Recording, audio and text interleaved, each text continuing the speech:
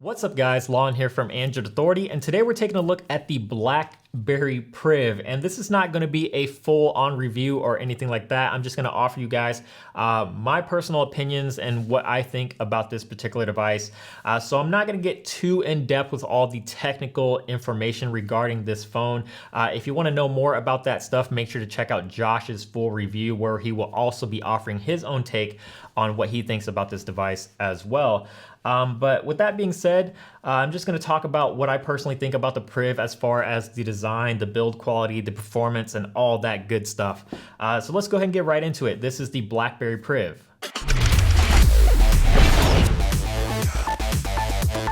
So let's start with the design of the Blackberry Priv. So it's a portrait slider phone. So we haven't seen this form factor in quite a long time. So it's kind of interesting to see that Blackberry brought this back. And it's actually not all that thick for being a portrait slider. It's a little bit over 9 millimeters thick, which is actually not all that bad. And it feels really good in the hand. It's easy to use in one hand because it only has a 5.4-inch display, which is kind of an odd screen size, but it's still very manageable in one hand. And it's also extremely easy to hold on to because the back is very grippy. It's got this sort of a carbon fiber slash Kevlar look to it, but it's a very grippy back, probably the grippiest back that I've ever touched on any smartphone. And it's sort of tacky in a way, not tacky in a fashion sense, but tacky in just the way that it feels. It just sort of suction cups itself to your hands. So this is a phone that you can definitely go without a case and not have to worry about dropping it. I was a pretty big fan of the portrait slider form factor back in the day. So the fact that the Blackberry Priv is a portrait slider form factor kind of takes me back a little bit, and I really like it. It's a spring-loaded mechanism, so it's really easy to slide up and down. So if you slide up the phone about halfway, it pretty much just springs into place. And the same thing can be said when you slide the phone downwards, it just springs right back. And it's really easy to slide up and down because the front half actually protrudes a little bit above the bottom chin.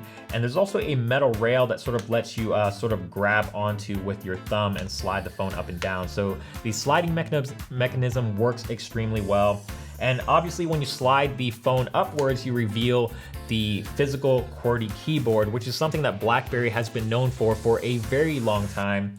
And I don't know if Blackberry enthusiasts, if there's any of them left out there, if they're gonna be satisfied with this particular keyboard, because I actually found it to be a little bit cramped and it's just really hard to type on.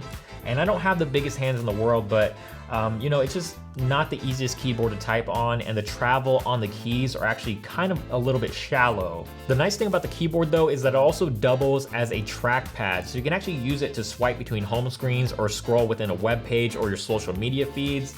But I did notice that the scrolling is very inconsistent. Sometimes it's inverted and sometimes it's not inverted, and I'm not entirely sure why that is. But the keyboard also can be used to autocomplete words, so if you're typing out a text message and you see a word that pops up that you want to use, you can just swipe up on the keyboard to autocomplete that word. And you can also swipe left to delete words as well. So I really like the functionality of the keyboard. I just wish the typing experience was a little bit better. So like I mentioned earlier, the screen on the front is a 5.4-inch screen, and it's an AMOLED screen with 2560 by 1440 resolution.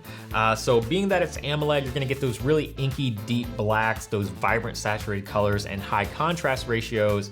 And the high resolution makes it great for, you know, text, browsing the web, watching videos, and playing games. So I really had no problems with the screen at all. I don't think it's the best AMOLED screen that I've ever seen on a smartphone. I think that title still belongs to Samsung. But generally, I've really had no problems with this display at all. It's a great looking screen. And one thing that you'll notice with the display is that it's also curved along the edges, sort of like the Samsung Galaxy S6 Edge, except it's not quite as drastic, and there's really no functionality to the curved glass at all. It's more for aesthetics.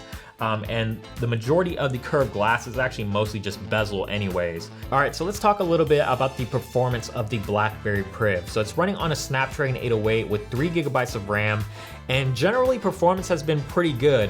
You know, it opens apps quickly, it multitasks and plays games well. So I've really had no issues with, you know, general everyday performance. But you know, some users have reported to have a very buggy experience with the Priv, and some people have reported that they've had a flawless experience with the Priv.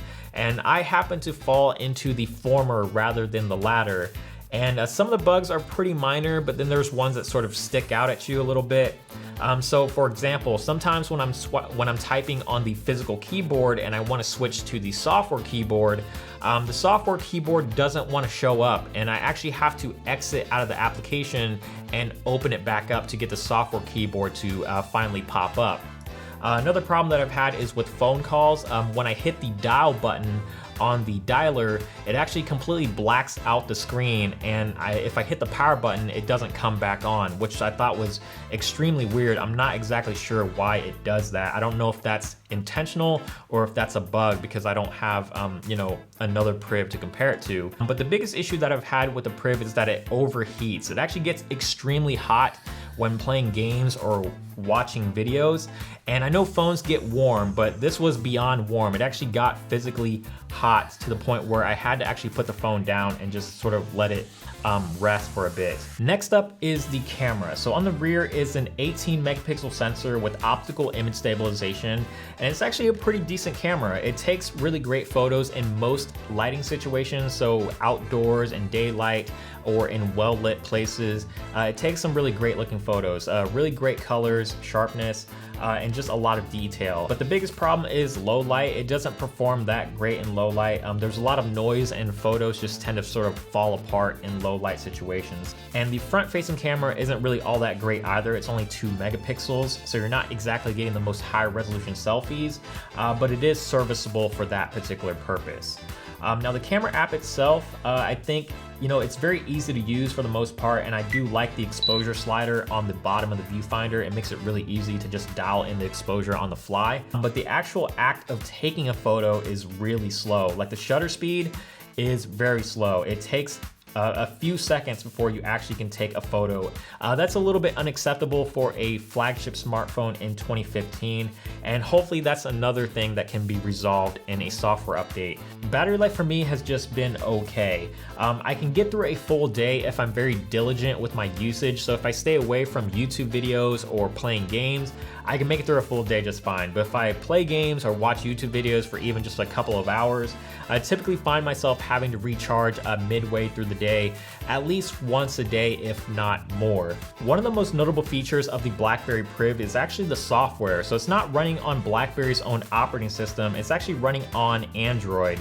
So it's Android 5.1.1 Lollipop, and it's a mostly stock build of Android, so you're not gonna find too much customization here from BlackBerry, and they've sort of taken the Motorola approach as far as how they've chosen to customize Android. So you still have BlackBerry Messenger pre-installed, and you also have Detect by BlackBerry, which is a security application, and security is something that a lot of Blackberries have been known for in the past. So you're still getting that here with the Blackberry Priv. There's a lot of other really cool features built in here. So for example, you can actually use third-party icon packs from the Play Store to customize the launcher, which is something you can only normally do with a third-party launcher, but you can actually do it here with the built-in launcher on the Blackberry Priv.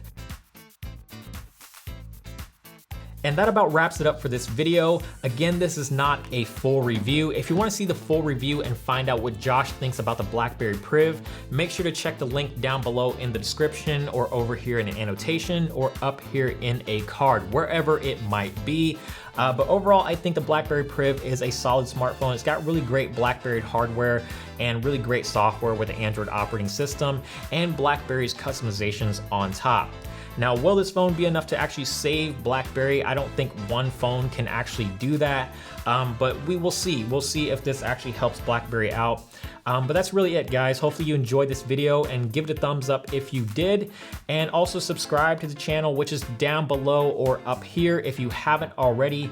And if you want to see more here from us at Android Authority, make sure to check out the links over here on the side. And also check out the website as well, androidauthority.com, because we are your source for all things Android.